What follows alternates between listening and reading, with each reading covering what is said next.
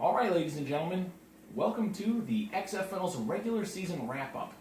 Tom Kirihara and Nick Meyer here. We are excited to bring you a segment full of numbers, full of playoff determinations, and yearly and, I guess, all-time XFL record awards. That's right. Yeah, it's going to be a great show. Tom and I did some really hard work crunching numbers, and we're going to bring a little bit of science, some math to this, because numbers don't lie. They do not lie. And I gotta tell you, there's nothing worse than talking heads telling you who's gonna do what, or what X factor is gonna play into when. It's all about the numbers, baby. And I say, we dive right into it. Let's do it. Tom, let's get to the meat and potatoes here, alright? Regular season, who has the best record? It's a great question, Nick. We know every year who wins the championship. The name's on the trophy. But the question is, overall, who's the best? And based on the numbers, I wish I could say it's myself, but it's actually Ethan Meyer, who comes out with a win percentage of 59.3%. Wow, that is pretty darn good. Pretty good. Who rounds out the top three? Top three after Ethan's, myself at 56.4, and my big brother Jim at 54.5. Wow. Well done. You know, that's actually kind of surprising. The two guys who joined a year late, not that there's anything wrong with that, but it's just kind of interesting to see that you both stepped up there. I can only assume, noticing a trend here, Meyer on top, Kikakaraki. I'm assuming there's another Meyer in fourth place. Not in fourth place. I think you meant to say 12th place, as in dead last. That can't be true. I'm not bad at fantasy football. In fact, I have a championship, Tom. I won a championship last year. In fact, you have 3 championships. You have the championship. Numbers don't lie, Tom. I have won one championship. You have the one from last year, and then you have those 2 toilet bowl losses from the years before. I see what you did. And Toilet bowl championship. you may feel like you're not that bad, but the numbers don't lie. You are, in fact, terrible. Ethan's at 59.3. You were at 40% for your win percentage. Almost 20% less than your counterpart, Ethan. Wow. Well, numbers don't lie. So They do not. I can't hide anywhere. It's not in the blood. I'll tell you that. That It's is certainly not. embarrassing. Well, I mean, going off of that, obviously, you know, I have the most toilet bowl appearances then at 3. I believe tied with Eric Geeson for 3 apiece. Let's go to the other side of that. Who has the most championship appearances, Tom? Well, championship appearances are tied between myself and James Hagee with 2 each. 2 each. Well, that's pretty even matchups. You guys are right on the... You would think so, except the difference being with those 2 appearances, I've won 2 championships and Jamie's won 0 championships. I see. Ever in second place. Always the second place. Gotcha. Well, let's take it just a little step back. Why don't we look at the playoff appearances? Now, with Ethan winning 59% of his games, I'm assuming he probably then has the most playoff appearances? That is true. In fact, Ethan is the only player in the league who has made the playoffs every single year. And that includes this year, of course. That includes this year.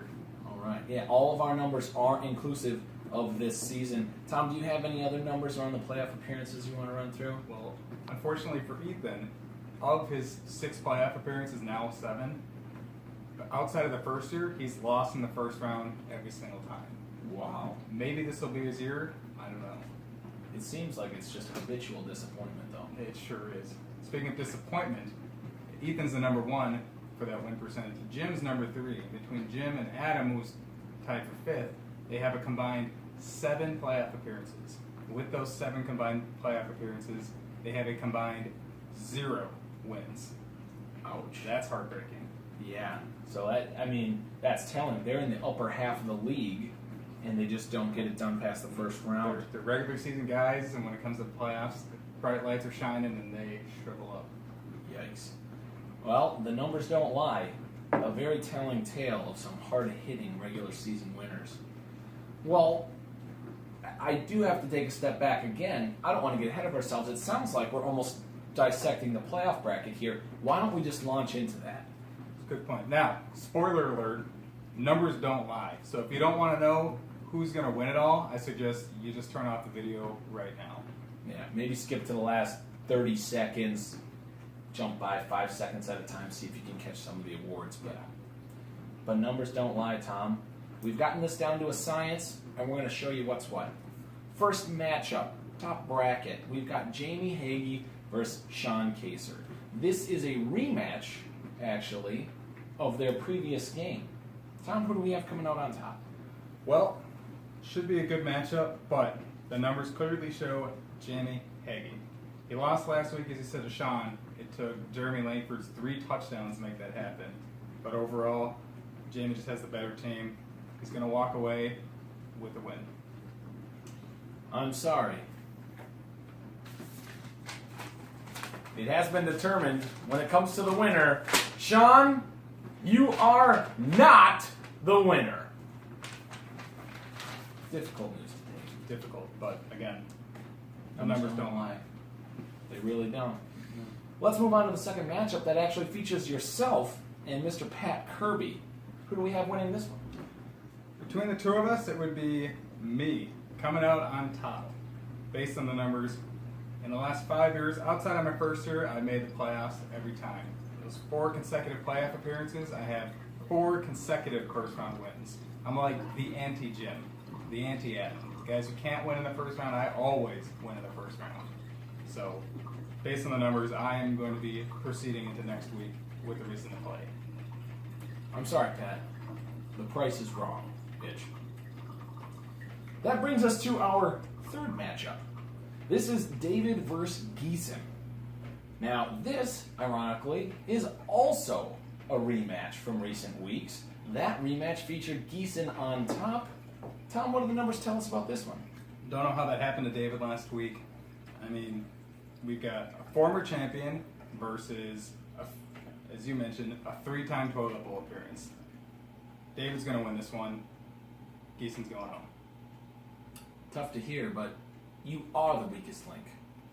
Goodbye. Last matchup, we have Ethan versus Jim in really the battle of who can't win a playoff game. So, who do we have coming out on top with the numbers, Tom? Again, regular season, we have Clash of the Titans. Again, 2 of the top guys going at it. But, again, they just can't get it done when the playoffs. Really, this is, who's going to squeak by. Someone has to win. So, the numbers show Ethan, but not by a whole lot. I'm sorry, Jim. You're fired. That brings the conclusion to the first round. The numbers don't lie. Mm-hmm. We've got stats to back up our words. Let's move on to the second round of the determined outcomes. This one features yourself, Tom, versus Jamie. And what do the numbers say on this one? The numbers show in a landslide that I'm walking out of this game, hands raised, into my 3rd championship appearance. The numbers do not show that. Could you please check them again? They do. The numbers do not show that, Pinocchio. Numbers don't lie, okay? You, sir, have fallen flat on your face the 2 years previous to this in the second round. Yeah. I'm sorry, sir. 3 strikes, you're out. Jamie wins. Now, let's move on to David versus Ethan. Well, again, Ethan hasn't made it this far since year 1. At this point, he's so excited to make it past the first round that he's going to go blow his load. He's got nothing left in his reserves. David's just going to cruise right past him, take out another victory. Ethan's going to go home blue-balled and sad. Ethan, you are up, and away with you.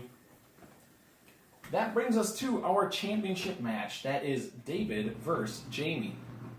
Interestingly enough, sir, this is a rematch from 2011.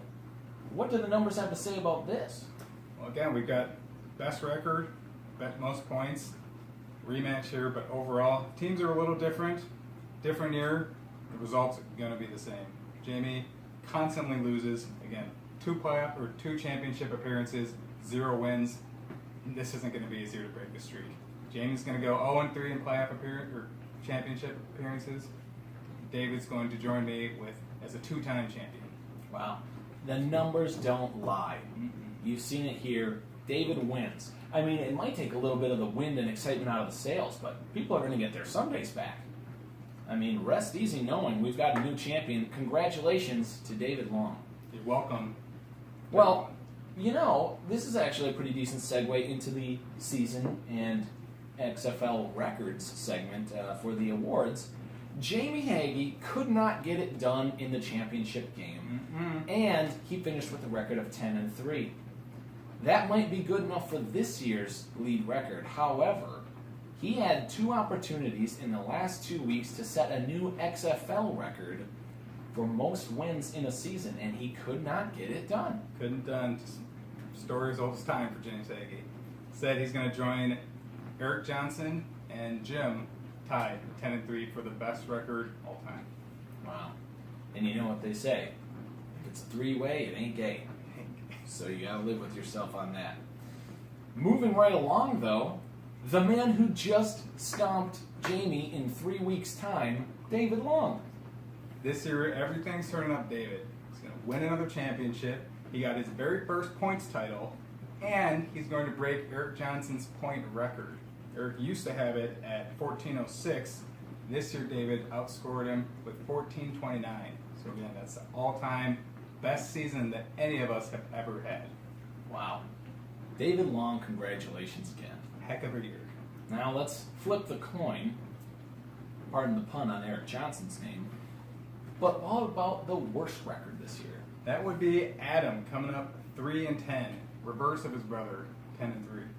Wow. Has to be easily one of the worst seasons we've ever seen. You know, I don't know if it's the worst season we've ever seen, though.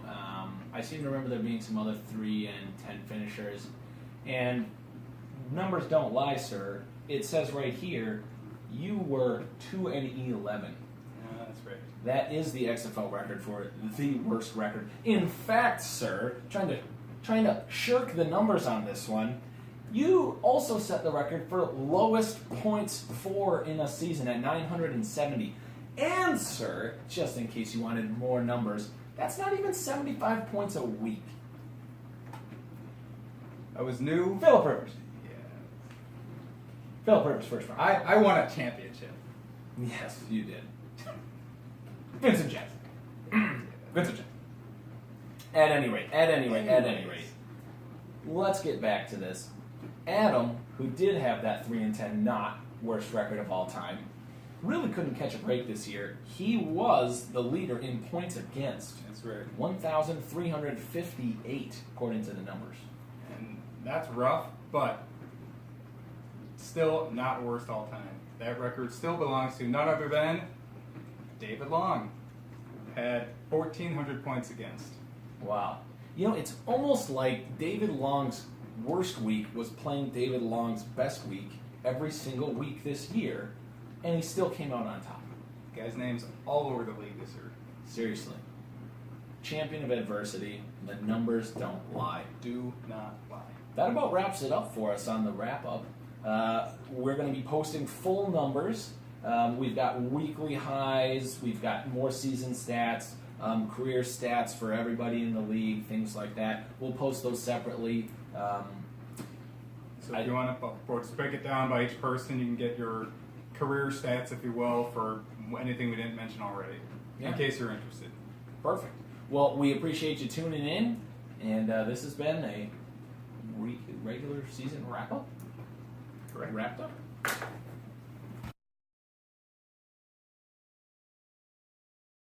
What did we forget? That's the question.